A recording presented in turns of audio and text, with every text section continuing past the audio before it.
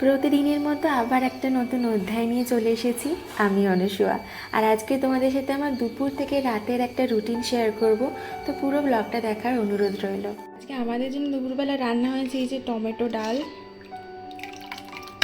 Tomato ডালের সাথে আছে এখানে হচ্ছে লাল শাক ভাজা, আর আছে আলু ভাতে। আলু ভাতেটা এখনো ভাত এখানে ফ্যান গালাতে দেওয়া হয়েছে, আলু ভাতে এর মধ্যেই দেওয়া আছে, পেঁয়াজ দিয়ে মাখবো। আর বানাবো হচ্ছে পাঁপড় ভাজা।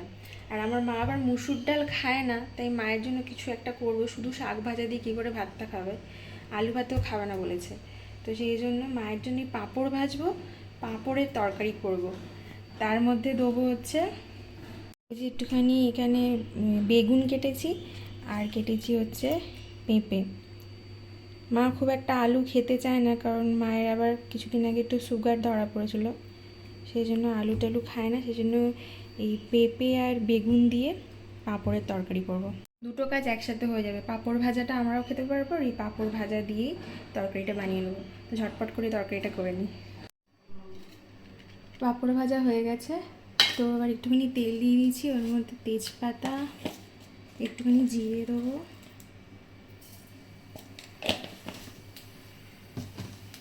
আর দেবো কাঁচা লঙ্কাটা।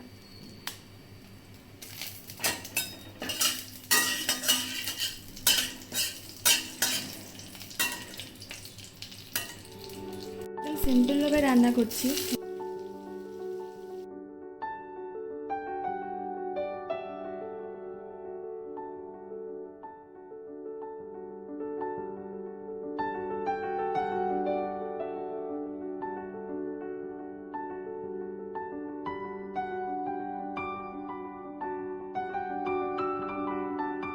আগের ব্লগে তোমাদের দেখিয়েছিলাম যে বাইরের আমাদের এসি মেশিনটার মধ্যে স্কুইরেল ঢুকে বাসা বেঁধেছে।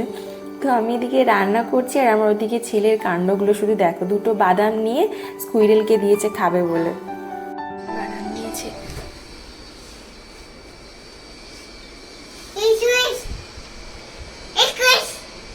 স্কুইরেল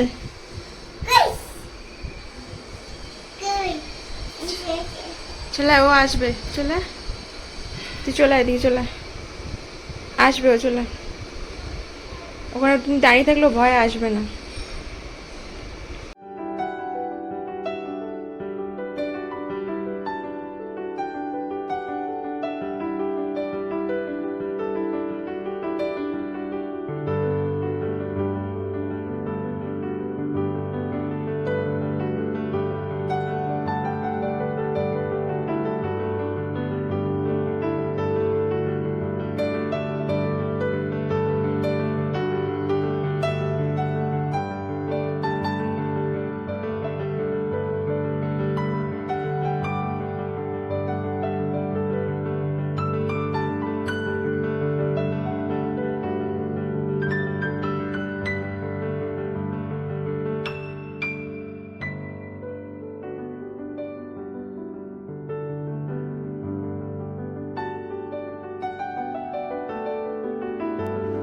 সবজিগুলো সেদ্ধ হয়ে এসেছে, তো এইবার ভাজা পাঁপড়গুলোর মধ্যে দিয়ে দেবো।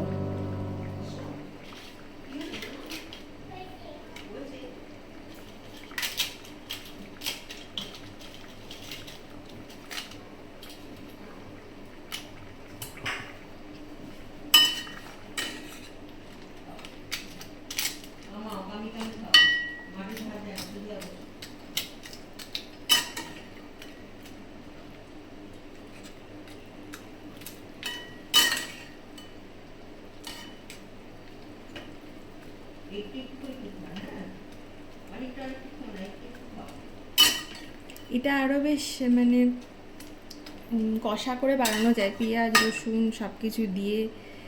বাট আমার মা তো খাবে না পেঁয়াজ রসুন, বেশি কষা রান্নাও খায় না, সেই জন্য এরকম হালকা হালকা পাতলা পাতলা ঝোলের মতো লাগছে দেখতে। আর লাস্টে দিয়ে দেবো একটুখানি ধনে পাতা। এটা আলু দিয়ে পেঁয়াজ রসুন দিয়ে বানালে না খুব ভালো লাগে খেতে পাঁপড়ের তরকারি, বাট মা তো খাবে না ওরকম।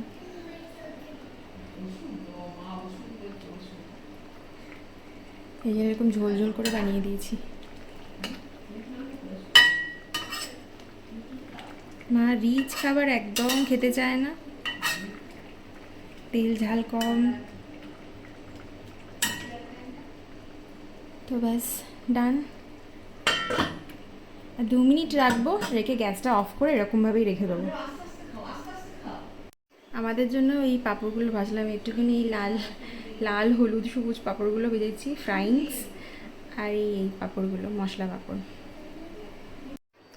এই যে ভাতের থালা রেডি, শাক ভাজা, এখানে লঙ্কা তেল করে পেঁয়াজ দিয়ে আলু ভাতে মাখা, টমেটো ডাল, আর হচ্ছে পাঁপড় ভাজা। অভিরূপকে আগে খেতে দিয়ে দেবো, আমি পরে খাবো। মায়ের রান্নাটা কমপ্লিট করে আমি পরে খাবো, তারপর অভিরূপকে খেতে দিয়ে দিই, দেরি হয়ে গেছে।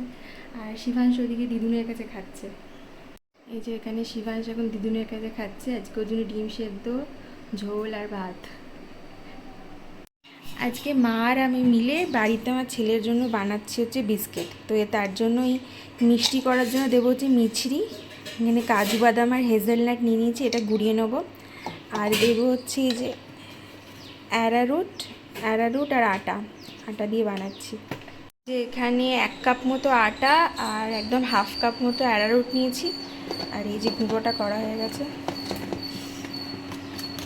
বুঝছে না মা, একটু খোলো, খুলে গেছে। এই যে গুঁড়োটা করেছি, গুঁড়োটা দিয়ে দেবো, এই বাদাম আর মিছরি গুঁড়োটা।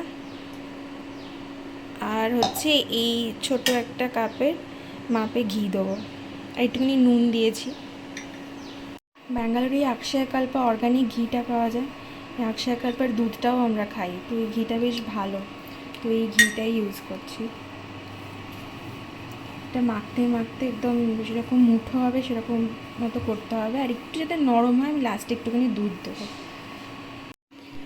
কড়ার মধ্যে একটু নুন দিয়ে গরম করতে বসিয়ে দিয়েছি, আর এদিকে যে গোল গোল পাকানো হচ্ছে। ঠিকই আছে বলো? হ্যাঁ এটাই ঠিক আছে, এইরকম এরকম করে ভালো। আগেরবার মোটা হয়ে গেছিলো, বড্ড কামড়াতে পারছিল না। ওপর দিয়ে একটুখানি চামচ দিয়ে দাগ করে দেবো।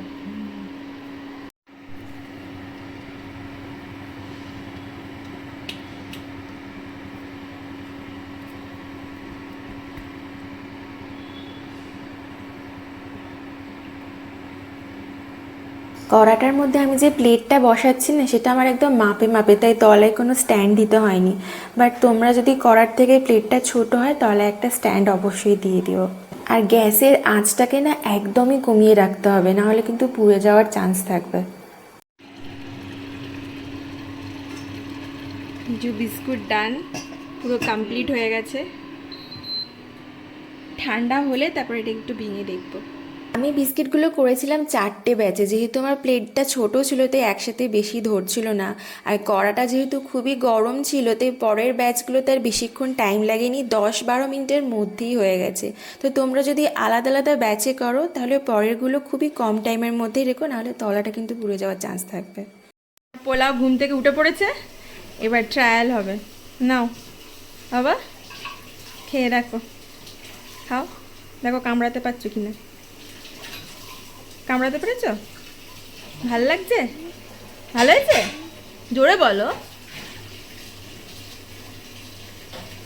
ভালো? ভাও। আমি একটা বিস্কুট তোমাদের খেয়ে একটু দেখাই।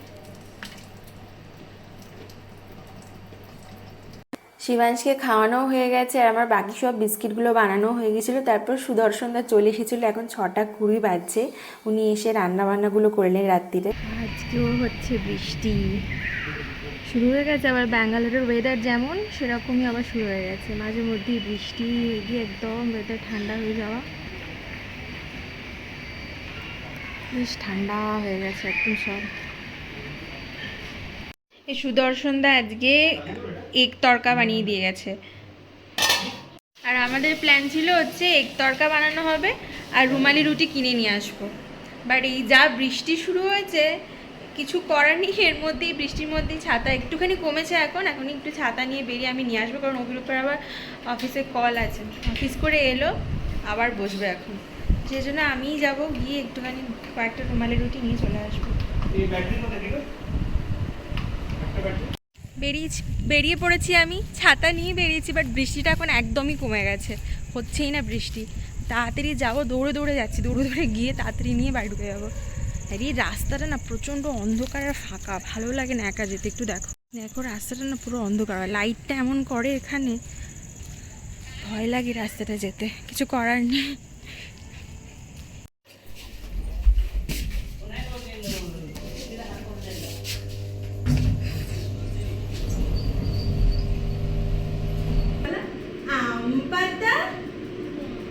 মারবো যাবো, চড়বো ঘোড়া, ওরে দিদি সরে দাঁড়া, ওই আসছে পাগলা ঘোড়া।